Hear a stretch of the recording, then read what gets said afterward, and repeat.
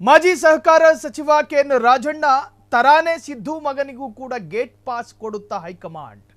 Leadership ಬಗ್ಗೆ ಮಾತನಾಡಿರುವ Yathindra Siddaramaiah K N ರಾಜಣ್ಣರಿಗೆ vote ಚೋರಿ ಮತಗಳ್ಳತನ ವಿಚಾರದಲ್ಲಿ ರಾಹುಲ್ ಗಾಂಧಿಯ ಹೇಳಿಕೆಗೆ ತದ್ವಿರುದ್ಧವಾದ ಮಾತನಾಡಿದ್ರು ಅನ್ನೋ ಕಾರಣಕ್ಕೆ ಅವರಿಗೆ ಗೇಟ್ ಪಾಸ್ ಕೊಡಲಾಯಿತು.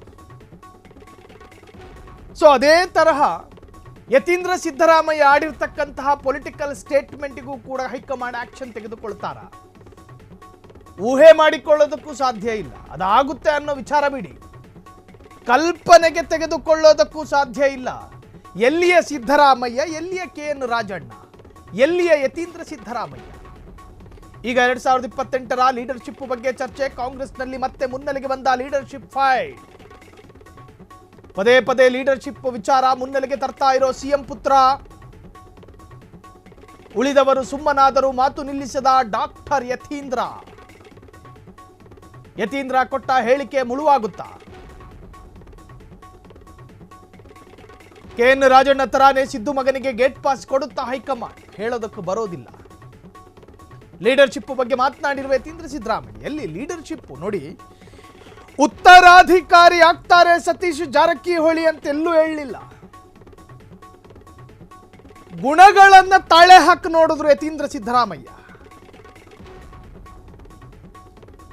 ಸಿದ್ದರಾಮಯ್ಯ ಸಿಎಂ, ಮುಂದಿನ ಸಿಎಂ ಸತೀಶ್ ಜಾರಕಿಹೊಳಿ ಅಂತ ಹೇಳಿದ್ರ? ಇಲ್ಲ.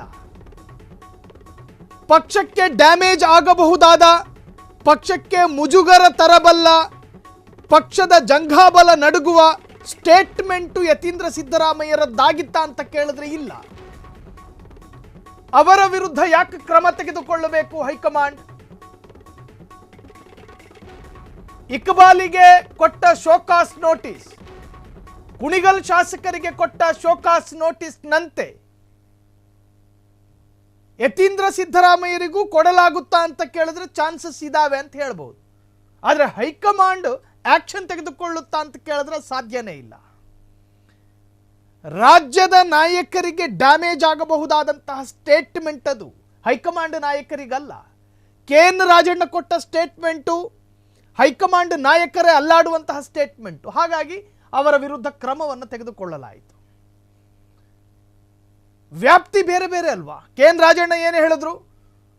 ವೋಟ್ ಚೋರಿ ವಿಚಾರ ಬಂದಾಗ ನಾವೇ ಅಧಿಕಾರದಲ್ಲಿದ್ವಿ ಅಥವಾ ನಾವೇ ಅಪೋಸಿಷನ್ ಸ್ಥಾನದಲ್ಲಿದ್ರಲ್ಲ, ನಾವು ಯಾಕೆ ಆಕ್ಷನ್ ತೆಗೆದುಕೊಂಡಿಲ್ಲ ಆ ಸಂದರ್ಭ, ಈಗ ಯಾಕೆ ಆ ಚರ್ಚೆಯನ್ನು ತರ್ತಿದ್ದೀರಿ ಅಂತ ಹೇಳಿ ಕೆಎನ್ ರಾಜಣ್ಣ ಹೇಳಿದ್ದು. ತಂದೆಯ ಈ ಉದಾಹರಣೆ ಹೇಳೋದು, ಮನೆಯ ಯಜಮಾನನ ನಿರ್ಧಾರಕ್ಕೆ ವಿರುದ್ಧವಾಗಿ ಆ ಯಜಮಾನನ ಮಗ ಮಾತನಾಡಿದ್ರೆ ಹೆಂಗೆ ಆಕ್ಷನ್ ತೆಗೆದುಕೊಳ್ಳಲಾಗುತ್ತೋ ಹಾಗೆ ಕಾಂಗ್ರೆಸ್ಸಿನವರು, ನಮ್ಮ ಕುಟುಂಬದವರು, ರಾಜಣ್ಣ ಅವರ ವಿರುದ್ಧ ಶಿಸ್ತು ಕ್ರಮ ಆಗಬೇಕು ಅನ್ನೋ ಕಾರಣಕ್ಕೆ ಹೈಕಮಾಂಡ್ ಅವರ ಸಚಿವ ಸಂಪುಟದಿಂದ ತೆಗೆದುಹಾಕಲಾಯಿತು. ಯತೀಂದ್ರ ಸಿದ್ದರಾಮಯ್ಯ ನಾಳೆ ವಾದ ಮಾಡ್ತಾರೆ, ನಾನೆಲ್ಲೂ ಸತೀಶ್ ಜಾರಕಿಹೊಳಿ ಉತ್ತರಾಧಿಕಾರಿ ಅಂತ ಹೇಳಲಿಲ್ವಲ್ಲ, ನಾನೆಲ್ಲೂ ನನ್ನ ತಂದೆಯ ಸ್ಥಾನ ಸತೀಶ್ ಜಾರಕಿಹೊಳಿಗೆ ಸಿಗಬೇಕು ಅಂತೆಲ್ಲೂ ಹೇಳಲಿಲ್ವಲ್ಲ, ಆ ಗುಣಗಳು ತಾಳೆ ಹಾಕಿ ಮಾತನಾಡೋದ್ರಲ್ಲಿ ತಪ್ಪೇನು? ಕ್ಲಾರಿಟಿ ಕೊಡಬಹುದು.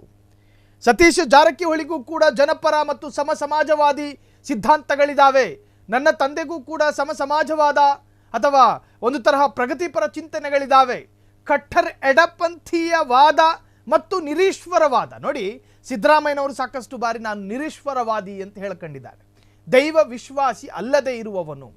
ಎಲ್ಲಿವರೆಗೂ ಅಂತ ಹೇಳಿದ್ರೆ ಹಣೆ ಮೇಲೆ ತಿಲಕ ಹಾಕೋದಕ್ಕೂ ಕೂಡ ಸಾಕಷ್ಟು ವೇದಿಕೆಗಳಲ್ಲಿ ನಿರಾಕರಣೆ ಮಾಡಿದ್ದಾರೆ. ಆ ಗುಣಗಳಲ್ಲಿ ಸತೀಶ್ ಜಾರಕಿಹೊಳಿ ತಾಳೆ ಆಗೋದಿಲ್ಲ.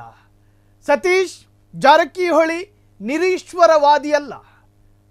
ಆಸ್ತಿಕ ನಾಸ್ತಿಕದ ಬಗ್ಗೆ ನಾನು ಚರ್ಚೆ ಮಾಡ್ತಿಲ್ಲ, ಬದಲಾಗಿ ಸ್ವಭಾವದ ಬಗ್ಗೆ ತಾಳೆ ಹಾಕಿಕೊಂಡಿರುವಂಥ ಯತೀಂದ್ರ ಸಿದ್ದರಾಮಯ್ಯ ಕೆಲವೊಂದು ಸ್ವಭಾವಗಳಲ್ಲಿ ಇಬ್ಬರಿಗೂ ತಾಳೆ ಆಗೋದಿಲ್ಲ. ಸಿದ್ದು ನಂತರ ಸತೀಶ್ ಜಾರಕಿಹೊಳಿಯರನ್ನ ಬೆಂಬಲಿಸಬೇಕು ಎನ್ನುವಂಥ ಹೇಳಿಕೆ ಹೈಕಮಾಂಡ್ ಯತೀಂದ್ರಗೆ ನೋಟಿಸ್ ಕೊಡಲು ಸೂಚಿಸುತ್ತಾ ಕೆಎನ್ ರಾಜಣ್ಣ ಸಹ ವೋಟ್ ಚೋರಿಯ ಬಗ್ಗೆ ಮಾತನಾಡಿದ್ರು. ರಾಹುಲ್ ಗಾಂಧಿ ಈ ವೋಟ್ ಚೋರಿ ಬಗ್ಗೆ ದೇಶದಾದ್ಯಂತ ಪ್ರತಿಭಟನೆ ಆಯಿತು. ಅದಾದ ನಂತರ ಕೆಎನ್ ರಾಜಣ್ಣರ ವಿರುದ್ಧ ಕ್ರಮವನ್ನು ತೆಗೆದುಕೊಳ್ಳಲಾಯಿತು. ಈಗ ಅದರಂತೆಯೇ ಡಾಕ್ಟರ್ ಯತೀಂದ್ರ ಕೂಡ ಹೇಳಿಕೆ ಕೊಟ್ಟಿದ್ದಾರೆ. ಅವರ ವಿರುದ್ಧ ಕ್ರಮಗಳಾಗುತ್ತಾ? ರಾಜಕೀಯ ಡೆವಲಪ್ಮೆಂಟ್ಗಳು ನಿಜಕ್ಕೂ ಜನರಲ್ಲಿ ಕಾತರತೆಯನ್ನು ಹುಟ್ಟುಹಾಕಿದೆ. ಸಮಸ್ತ ನಾಡಿನ ಜನತೆಗೆ ದೀಪಾವಳಿ ಹಬ್ಬದ ಹಾರ್ದಿಕ ಶುಭಾಶಯಗಳು. ಶುಭ ಕೋರುವವರು ಶ್ರೀ ಅರವಿಂದ್ ಬೆಲ್ಲದ ಕರ್ನಾಟಕ ವಿಧಾನಸಭೆಯ ವಿರೋಧ ಪಕ್ಷದ ಉಪ ನಾಯಕರು ಹಾಗೂ ಶಾಸಕರು, ಹುಬ್ಬಳ್ಳಿ ಧಾರವಾಡ ಪಶ್ಚಿಮ ಕ್ಷೇತ್ರ. ಕ್ಷಣ ಕ್ಷಣದ ಸುದ್ದಿಗಳಿಗಾಗಿ ಫ್ರೀಡಂ ಟಿವಿ ಸಬ್ಸ್ಕ್ರೈಬ್ ಮಾಡಿ, ಲೈಕ್ ಮಾಡಿ ಹಾಗೂ ಫಾಲೋ ಮಾಡಿ. ಹೊಸ ಸುದ್ದಿಗಳ ನೋಟಿಫಿಕೇಶನ್ಗಾಗಿ ಬೆಲ್ ಐಕಾನ್ ಮೇಲೆ ಕ್ಲಿಕ್ ಮಾಡಿ.